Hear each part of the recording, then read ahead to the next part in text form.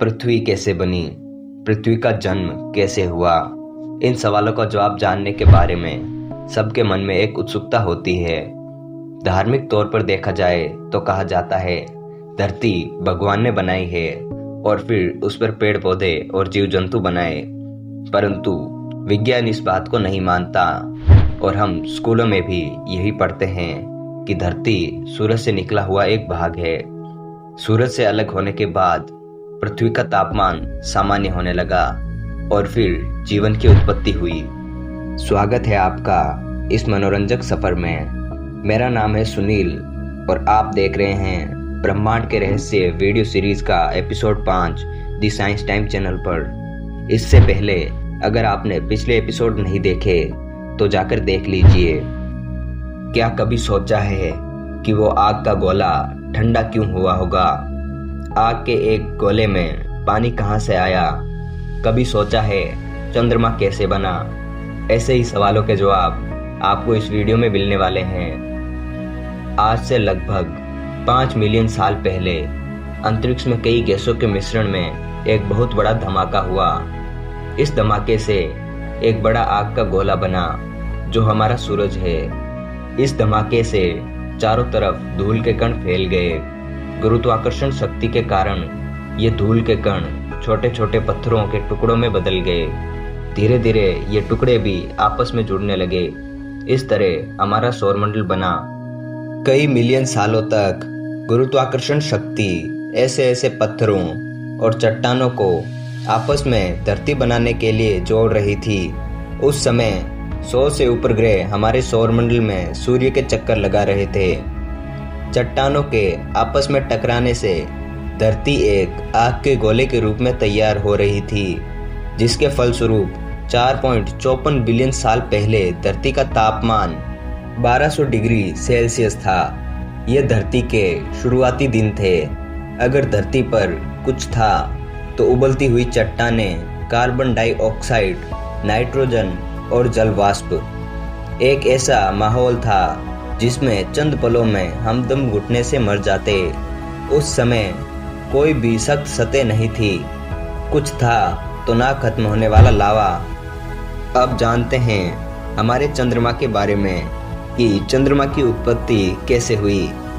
जब धरती धीरे धीरे ठंडी हो रही थी तभी एक नया ग्रह जिसका नाम थिया था धरती की तरफ अपने कदम मोड़ रहा था। इसकी गति 50 किलोमीटर पर सेकंड थी, जो कि बंदूक से चलने वाली गोली से 20 गुना ज्यादा थी। जब ये धरती से टकराया तो एक बहुत बड़ा धमाका हुआ, जिससे कई ट्रिलियन डस्ट पार्टिकल धरती से बाहर निकल गए। कई हजारों सालों तक गुरुत्वाकर्षण अपना काम करती रही और धरती से निकले कण धरती के इर्द गिर्द चक्कर लगाते रहे। इस प्रक्रिया से धरती के चारों तरफ एक रिंग जैसी आकृति बन गई। जब ये डस्ट पार्टिकल आपस में जुड़ने लगे तो एक गेंद जैसी आकृति का निर्माण हुआ, जिसे हम चंद्रमा कहते हैं। ये चांद उस समय धरती से 22,000 किलोमीटर दूर था, जबकि आज ये 4 लाख किलोमीटर दूर है। दिन बीत रहे थे, लेकिन धरती में धीरे धीरे बदलाव आ रहे थे।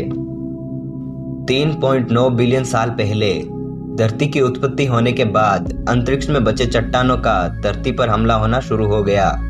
आसमान से बरसती इस आफत से कई नीच चीजों की शुरुआत होने वाली थी।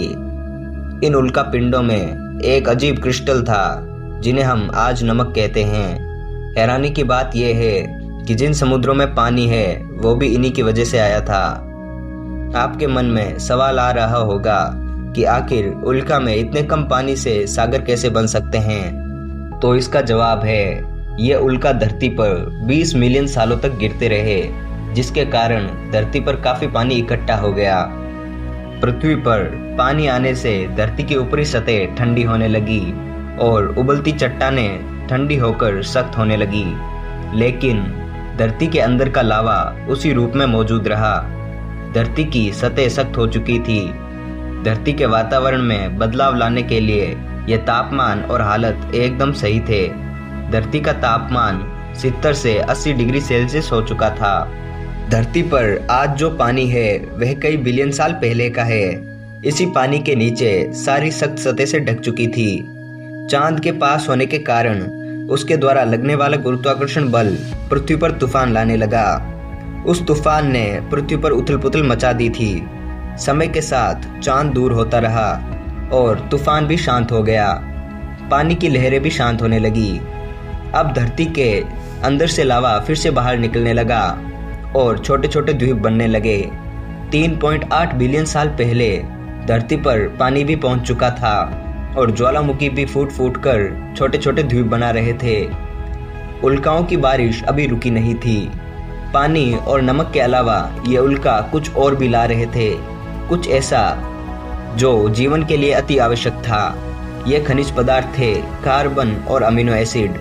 ये दोनों तत्व पृथ्वी पर पाए जाने वाले हर एक जीव जंतु पेड़ पौधे में पाया जाता है। ये उल्का पानी में 3000 मीटर नीचे तक चले जाते थे, जहां तक सूर्य की किरणों का पहुंचना बहुत मुश्किल था। धीरे धीरे ये उल्का ठंडे होकर जमने लगे। इन्होंने एक चिमनी का आकार लेना शुरू कर दिया और ज्वालामुखी में पड़ी दरारों को पानी से भरने लगे।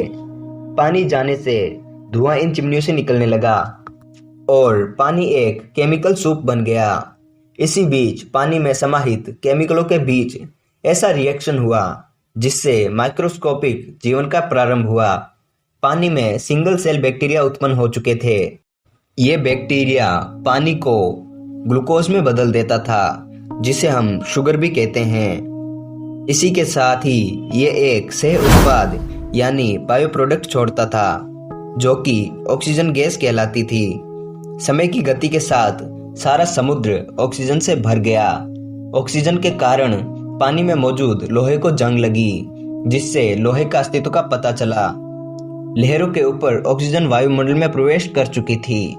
यही वह गैस है जिसके बिना धरती पर जीवन असंभव था। 2 बिलियन सालों तक ऑक्सीजन गैस का स्तर बढ़ता रहा।